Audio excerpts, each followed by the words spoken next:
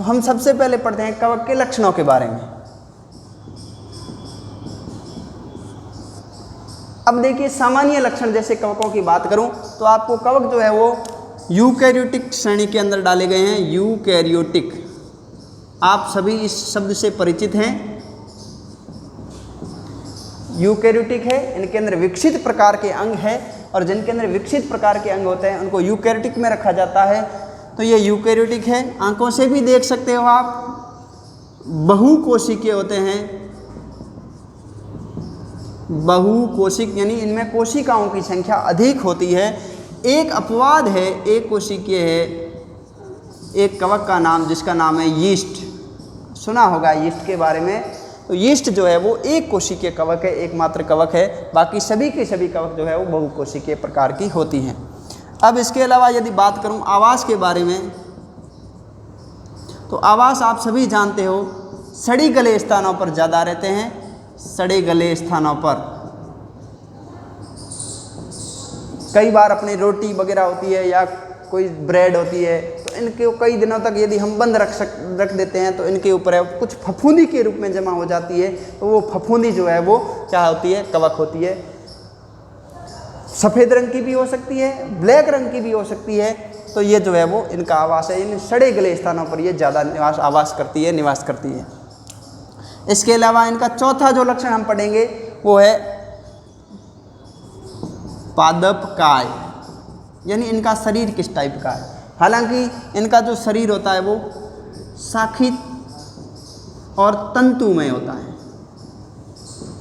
हालांकि बहुत ही पतले पतले तंतु होते हैं जो आप इतनी आंखों से गहरे से देखोगे तो पता चलेगा। बाकी तंतुमय होते हैं, यानी तंतुओं के समान होते हैं। शाखित भी होते हैं क्योंकि इनके जो इस प्रकार के ये तंतु होंगे, इस प्रकार से ये आगे से आगे एक दूसरे से जुड़े हुए रहेंगे।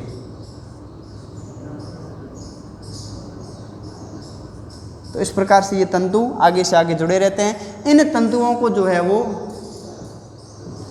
माइसीलियम या इनको हिंदी में बोला जाता है कवक तंतु, यानी इनको कवक तंतु बोलते हैं।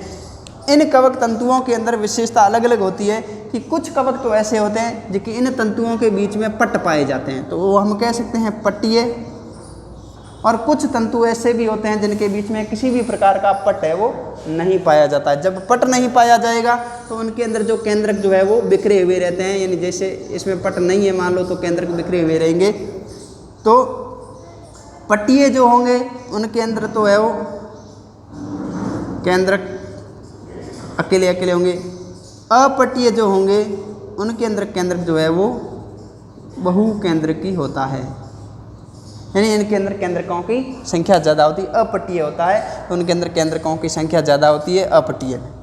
बहुकेंद्रकी का यदि उदाहरण की बात करूं तो म्यूकर और राइजोपस वगैरह जो है वो इन्हीं के उदाहरण हैं जिनके अंदर अपट्टीय होता है और बहुकेंद्रकी होता है। इसी प्रकार तो ये तो हुई पादपकाय की बात, यानी ये शाखित होते हैं, तंतुमय होते हैं। इनमें से भी कुछ अलग है कि जैसे कि अपट्टीय होंगे तो उनके अंदर केंद्रक अलग अलग होंगे, और ये पट्टीय होंगे तो केंद्रक अलग अलग होंगे, और अपट्टीय होंगे तो उनके अंदर बहुकेंद्रकीय होंगे, यानी केंद्रकों की संख्या ज़्यादा होती है। जब किसी भी एक कोशिका के अंदर केंद्रकों की संख्या ज़्यादा होती है तो इस प्रकार की संरचना को सहकोशिकी कहा जाता है या सिंचियम कहते हैं। तो ये इनका चौथा लक्षण। पांचवा लक्षण है पोषण के बारे में। हालांकि ये सभी मृतजीवी होते हैं, यानी मृत कार्बनिक पदार्थों को ग्रहण करते हैं और उनको सरल कार्बनिक पदार्थों को, जटिल कार्बनिकों को सरल में कन्वर्ट कर देते हैं। तो ये मृतजीवी। साथ में कुछ जो होते हैं वो सहजीवी भी होते हैं। सहजीवी के अंदर देखें तो एक तो है लाइकेन के अंदर कवक प्लस शैवाल ये साथ में रहते हैं तो उसको लाइकेन बोला जाता है। तो ये कवक जो है वो इनके साथ में रहते हैं। जब साथ में रहा जाता है तो उनको सहजीवी बोला जाता है। और उच्च वर्गीय जो पादप होते हैं उनके अंदर भी ये मूल के अंदर कवक मूल बना करके रहते हैं। हालांकि देखिए लाइकेन की यदि अंदर देखें तो कवक जो है वो शैवाल अपना भोजन अपने आप बनाते हैं, तो ये अपना भोजन बना लेते हैं और दूसरे ये इनको रहने के लिए आवास प्रदान कर देते हैं, तो साथ साथ में जीवन इनका रहता है, तो वो सहजीवी होते हैं। तो पोषण के लिए हम कह सकते हैं मृतजीवी और सहजीवी के रूप में ये साथ साथ में रहते हैं। तीसरी यदि बात करूँ मैं, छठा लक्षण देखें तो इनकी कोशिका भित्ति, कोशिका भित्ति, कोशिका भित्ति जो है वो इनकी काइटिन की बनी होती है। मोस्ट इम्पॉर्टेंट है काइटिन। काइटिन आप सभी जानते होंगे, नहीं तो विशेष प्रकार के इनके मेरे और भी कार्बोहाइड्रेट प्रोटीन वसा की वीडियो बनाए हैं, उनमें आप देख सकते हैं। काइटिन कार्बोहाइड्रेट का पूरा आपको वीडियो मिलेगा मेरे इस चैनल के अंदर। कार्बोहाइड्रेट कितने प्रकार का होता है, कौन कौन से उदाहरण है, बहुत ही अच्छा वीडियो है। तो काइटिन जो है वो एक प्रकार का कार्बोहाइड्रेट है। कार्बोहाइड्रेट की 3 श्रेणियाँ आती है, एक तो होते हैं मोनोसेकेराइड्स, एक होता है पॉलीसेकेराइड। जो ये पॉलीसेकेराइड है उस पॉलीसेकेराइड का ये काइटिन उदाहरण है। और जो ये कीट वगैरह होते हैं इनकी जो ऊपरी भित्ति होती है वो भी है काइटिन की बनी हुई होती है। तो ये काइटिन, इनकी कोशिका भित्ति जो है वो काइटिन की बनी होती है पॉलीसेकेराइड की। इसके अलावा जो एक और उदाहरण है इनका, जो लक्षण की बात करूं तो जनन के बारे में। जनन की 3 प्रकार की विधियां होती है, कायिक, अलैंगिक और लैंगिक। कायिक जनन के लिए खंडन, विखंडन, मुकुलन की विधि के द्वारा ये कायिक जनन करता है। खंडन, विखंडन और मुकुलन, ये तीनों विधियां पाई जाती हैं इनके अंदर। अलैंगिक के लिए बीजाणु के अंदर चल बीजाणु और अचल बीजाणु दोनों प्रकार के अलग अलग शैवालों ये कवक के अंदर हो सकता है। और साथ में इनको कोनिडिया भी बोलते हैं। तो अलैंगिक जनन के लिए कोनिडिया, चल और अचल बीजाणु के द्वारा। लैंगिक जनन भी हालांकि बीजाणुओं के द्वारा ही होता है, लेकिन लैंगिक जनन के लिए कुछ विशेष प्रकार की विधि है। जैसे कि लैंगिक जनन के लिए कवक के अंदर क्या होगा कि लैंगिक जनन के लिए 3 प्रकार के स्टेप आएंगे। पहला होता है प्लाज्मोगेमी। प्लाज्मोगेमी का मतलब है कि 2 कवक कोशिकाएं जो है वो पास में आएगी, और वो कोशिकाएं जब पास में आती है तो उनको कहते हैं प्लाज्मोगेमी। पास में आकर के संयुक्त हो जाती है, जिसको हम कह सकते हैं कोशिका संलयन। तो ये कोशिका संलयन को इंग्लिश में प्लाज्मोगेमी बोलते हैं। प्लाज्मोगेमी यानी दोनों जब कोशिकाएं पास पास में आ जाती हैं, पास में आने के बाद में इनके केंद्रकों का संलयन होता, तो केंद्रकों के संलयन को कहते हैं केंद्रक संलयन। और केंद्रक जब ये संलयन हो जाते हैं दोनों के, तो केंद्रक संलयन के पश्चात इनके अंदर अर्धसूत्री विभाजन होगा। हालांकि देखो जाइगोट का निर्माण तो ये हो गया है, युग्मनज, ये जाइगोट तो बन चुका है। दोनों केंद्रकों का संलयन जो होता है वो युग्मनज कहलाता है। इस युग्मनज के अंदर अर्धसूत्री विभाजन होगा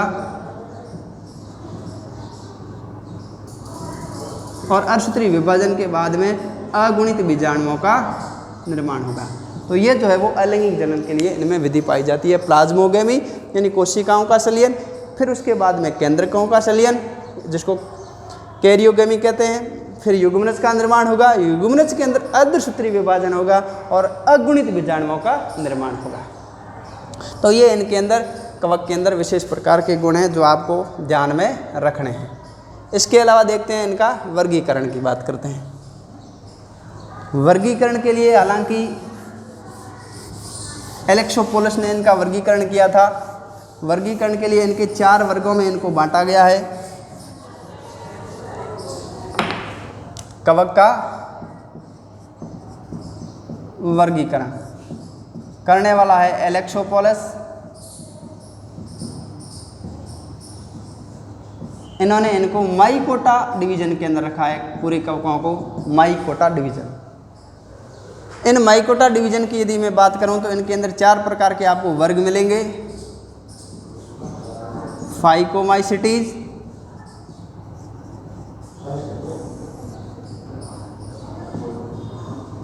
एस्कोमाइसिटीज,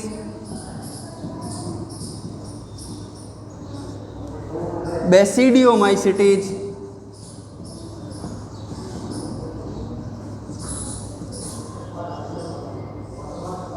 और ड्यूटेरोमाइसिटीज।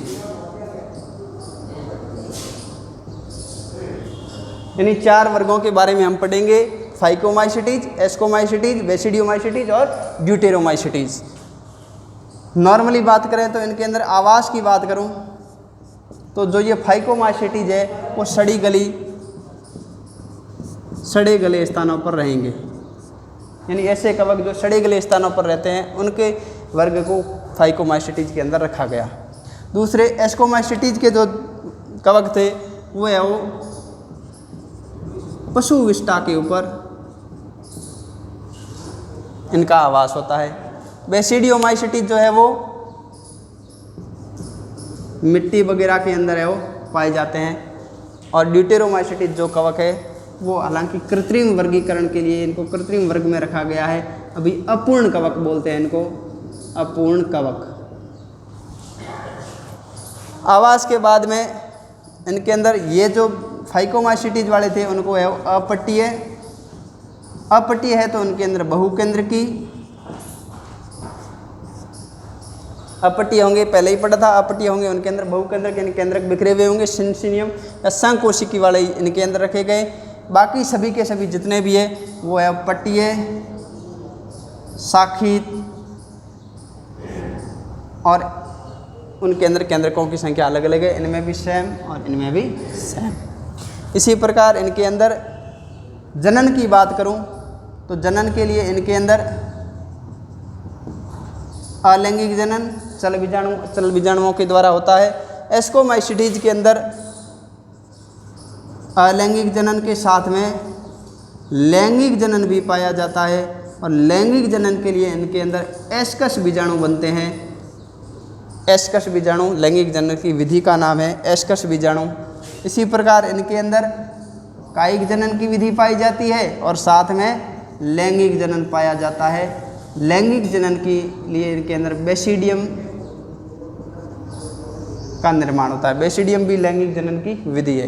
ड्यूटेरोमाइसिटीज के अंदर कायिक जनन होता है और अलैंगिक होता है, परंतु इनके अंदर लैंगिक जनन नहीं पाया जाता, इसीलिए ड्यूटेरोमाइसिटीज को अलग रखा हुआ है। यदि इनके अंदर लैंगिक जनन की विधि की खोज हो जाती है तो इस वर्ग को भी इस बेसिडियोमाइसिटीज के अंदर रख दिया जाएगा, बेसिडियोमाइसिटीज के अंदर रख लेंगे। अब इसके अलावा आते हैं, उदाहरणों की बात करते हैं। फाइकोमाइसिटीज के अंदर उदाहरण देखूं तो एल्ब्यूगो, राइजोपस, म्यूकर, ये सब के सब फाइकोमाइसिटीज के उदाहरण हैं। इसके अलावा और भी खूब सारे उदाहरण हैं, आप कम से कम 1-2 याद रखें। इसी प्रकार एस्कोमाइसिटीज की यदि बात करूं तो न्यूरोस्पोरा मोस्ट इम्पॉर्टेंट है, पादप जगत का ड्रोसोफिला। ड्रोसोफिला हालांकि एक मक्खी होती है, उनका नाम है ड्रोसोफिला। तो ये पादप जगत का ड्रोसोफिला, क्योंकि उस मक्खी के इस ड्रोसोफिला के ऊपर खूब सारे जेनेटिक्स एक्सपेरिमेंट हुए। इसी प्रकार पादप के अंदर सबसे अधिक आनुवंशिकी जो प्रयोग है वो न्यूरोस्पोरा के ऊपर हुए हैं। इसके अलावा इनका उदाहरण है क्लेविसेप्स। यीस्ट जो है वो ये भी इसी का उदाहरण है। एक कोशिकीय सवाल ये कवक जो है वो इसी का उदाहरण है।